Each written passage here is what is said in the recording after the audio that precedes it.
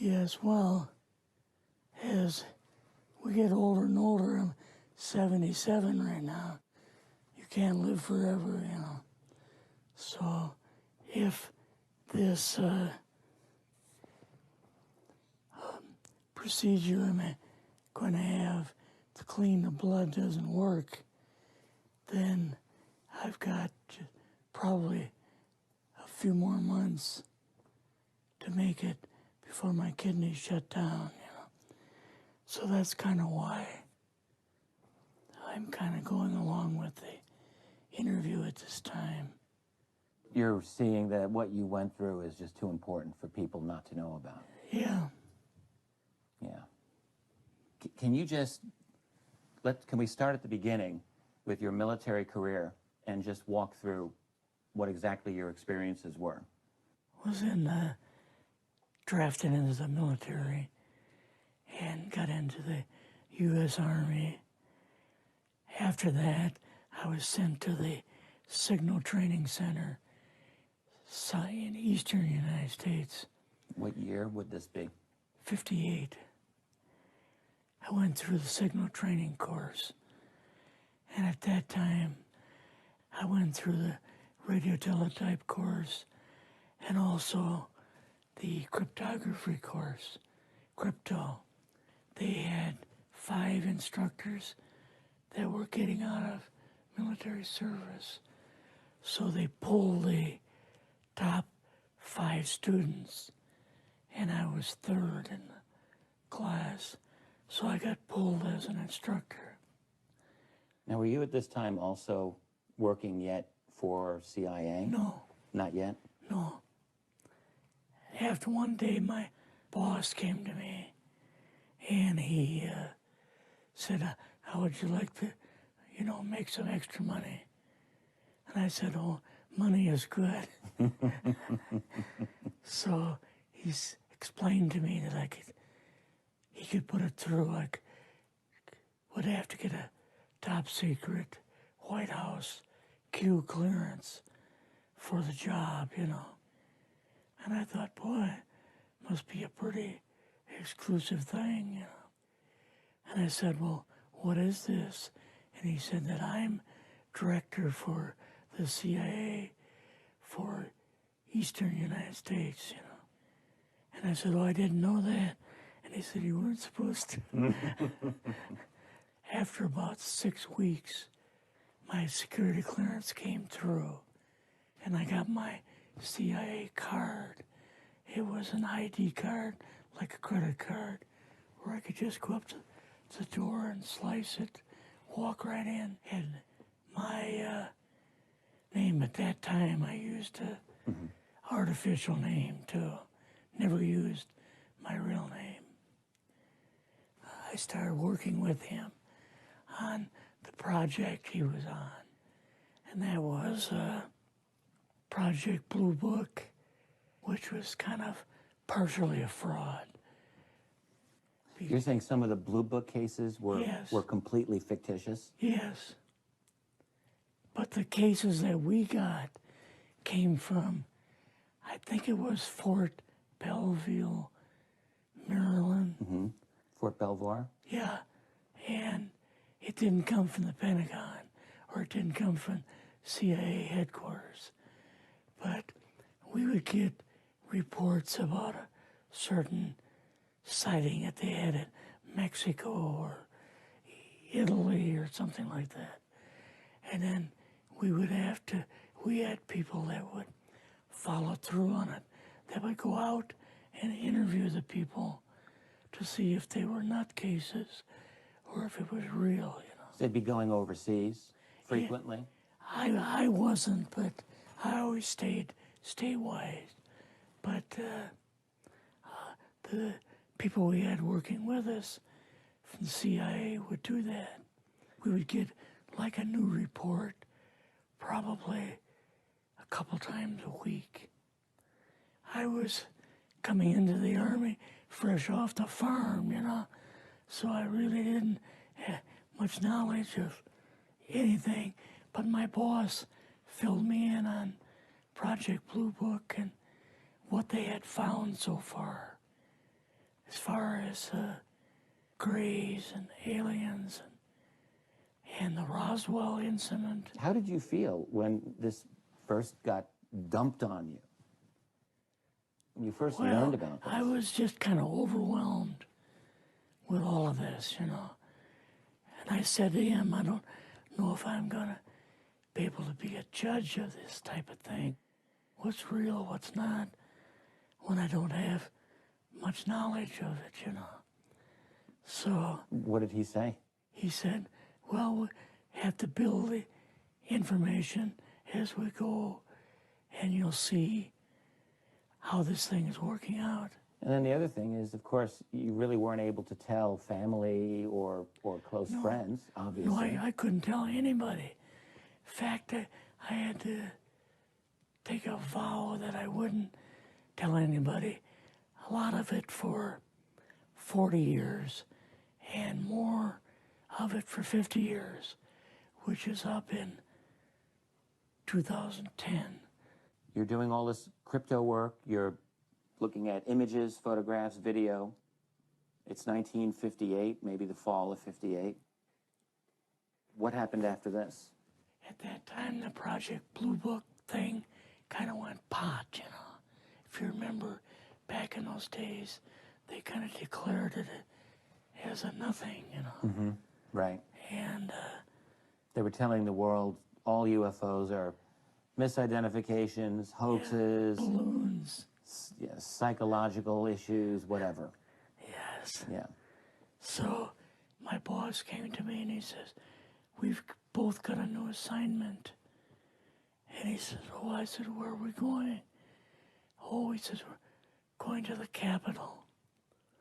We're going to be part of the Eisenhower push. He's trying to find out something about all about these aliens that MJ-12 was supposed to find out, but never sent back reports to him. The MJ-12, the UFO control group, were they calling it MJ-12 at that time? Yes. They called us in, went into the Oval Office, and President Eisenhower was there and Nixon, and they said, we called the people in from MJ-12 from Area 51 and S4, but they told us that the government had no jurisdiction over what they were doing. So being a general, past general, you didn't tell them to go to hell without any real good reason, you know. Mm-hmm. So he said, I want you and your boss to fly out there. I want you to give them a personal message. And he says, I want you to tell them, whoever is in charge, tell them that to get in, they have this week, coming week, to get into Washington and to report to me. And if they don't, I'm going to get the First Army from Colorado, and we're going to go over, we're going to take the base over. I don't care what kind of classified material you got. We're going to rip this thing apart. Eisenhower was going to invade Area 51. Yeah, with the First Army. So you go out with your superior. Yes. You fly out. You land. What happens? Can you describe this whole process, what you saw? It took us the 13 or 15 miles south to S4 and like different garage door openings. Okay. And in these garage door openings, they had like different saucer crafts. The very first one had the Roswell craft in. It was kind of crashed up, but apparently every alien that was in it died except for a couple. So you see the Roswell craft, and what are some of the others that you see? Well, the Roswell craft was really strange because it looked like real heavy aluminum foil. We could rock next to it, and you could rock it. The whole thing probably weighed 150, 300 pounds. Could they tell what the source of power was of this craft? Yeah, it was like a reverse gravitational thing of some kind. In fact, one later on, I got the mathematical code for reversing gravity in a 3x5 card. I guess there are different types of grays and so on. How did you see that evidence? Well, at the later on at S4, we viewed the autopsy film, and then the colonel said, "What we've got in here is we're interviewing a gray alien." All right, right there. How did you feel at that moment? Well, I thought, boy, we had no idea we were going to see the real thing. All we saw was film. You had to have a little bit of heart racing at that Yes. moment. My boss was able to go in and had like a partial interview with him. So what did this gray alien look like? Could you describe him a little bit? This one looked a little bit oriental. So I'm just wondering if it looked almost human, what about this didn't look human? No, it didn't look human as far as the skin tone and basically the shape of it and the size. How was its head size compared with a normal human, for example? Brain was kind of a little bit bigger. And some of the nose was very, very small. And the ears were just like holes. Mouth was very small. Now, why were they bringing you out here at all, anyway, to see an alien? What was the point? To go back and tell the president they actually had one. So he did not know at this point No, if there was an alien at S4. no. What did you do then at Area? Were you done, or did you have other things to do with Yeah, so S4? basically we were kind of done, went back to Area 51. They took us into the main building, and there we saw a U-2, which of course we didn't know existed. And a model of the SR-71. Yeah, the Blackbird. So, but like I mentioned earlier, it was not a model of the current Blackbird, It was an earlier version. but an early version. Did you go directly to Washington after this? Yes. Or did you go somewhere else? How did they get, did you fly regular airline or? We flew back to the commuter plane back to the air base, and then took President Eisenhower's Lockheed Electra back to Washington. You and your supervisor, Yeah. superior officer, and now you're meeting with the president? Yes. Can you describe this? Well, we met with him in, the second story of the old OSS warehouse building. And Eisenhower and Nixon were there, and also Hoover was there. So he asked us what was going on, and we told him about the alien, the whole situation, and the black projects and so on. And he was just totally shocked. He appeared for the first time to be worried. You know, like he was worried. I would think that Eisenhower would, I mean, he certainly knew that flying saucers were real. Yes. He knew that there were aliens. So I guess I'm just wondering, what would he have been, really surprised about? Surprised about the black programs. Eisenhower said, got to keep this thing completely secret. You know, can't talk about this.